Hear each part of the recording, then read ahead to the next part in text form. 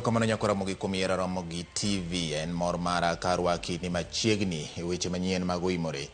Jaloko mare iluongo ni Wilson Ochuka.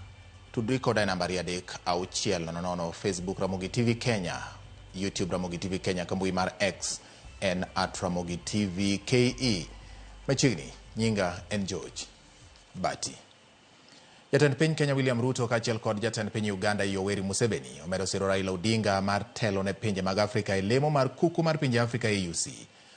Ma ikinde mane giyware nyasi mar sidayanga alap mar tuke ma Ramogi Odinga e kaunti ma Siaya. Kaka jafumbo marwa Efinya Kidi chakonwa weche manyien. Jatend piny William Ruto owacho ni Odinga oromo mar laro komno kendo lony mare biro konyo e bero weche mag Afrika.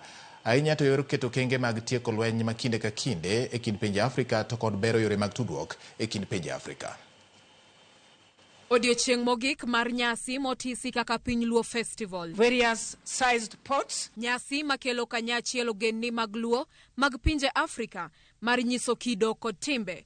Romo mabende nyoywayo jotelo kaka jatend piny Uganda Yoweri Museveni, jatend piny Kenya William Ruto, jalar kom AUC Raila Odinga e kind mamoko.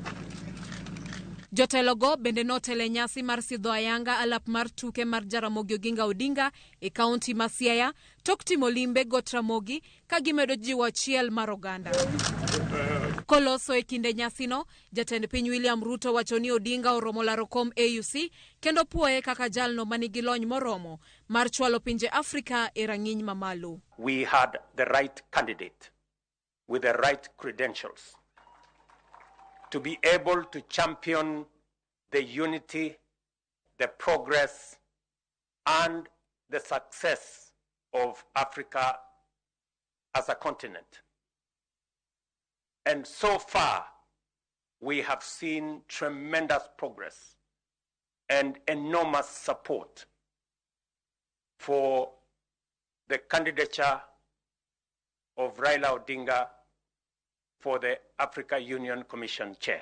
Komachielo, jatend piny Uganda Yoweri Museveni opimo Odinga kod Yohana Jabatiso kowacho ni onyalo tiyo matek ne Afrika kendo lalore kod jotend Afrika mamoko mar chwalo dongruok kendo tieko midhiero ma pinjego kadhe. But the real powerful, he will help us to do some mobilization and some, we call it what, brainstorming.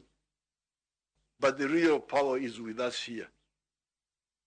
We who are in charge of these states, we are the ones who can say we move, and we move. For him, he can talk. He's like a preacher. He's like John the Baptist. Odinga ojiwo achiel mar dhoudi kod ogendni mag Luo mag pinje mopogore mar ni tong' mag pinjego ok owinjore okel pogruok e kindgi. Paro mabende nosir kod gavana ma Siaya James Orengo manochwalo paro mar bedo gi tong' ma oganda jo Kenya kod Uganda nyalo kadhe maonge obadho. This is a great honor that we don't take for granted. And it also shows a good neighborliness, a neighbor who comes to you at the time of need. So we are happy. We, Kenya and Uganda, we are brothers.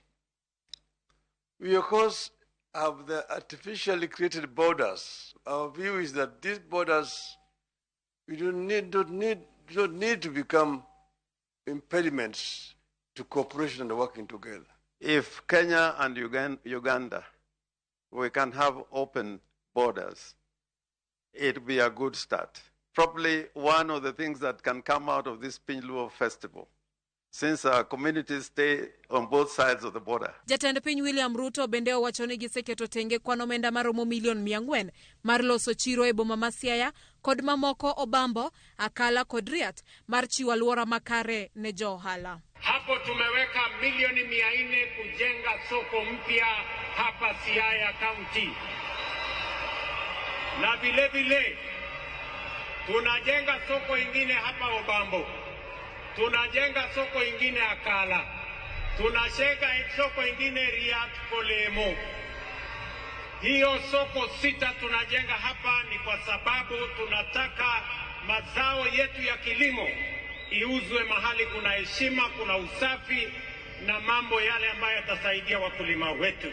Magi duto timore ka koro dong' matin ne dwe achiel ne yiero mar jakom riwruok pinje Afrika AUC, yiero mabende biro timore dwe mar 2 higani. Efi Nyakidi, Ramogi TV.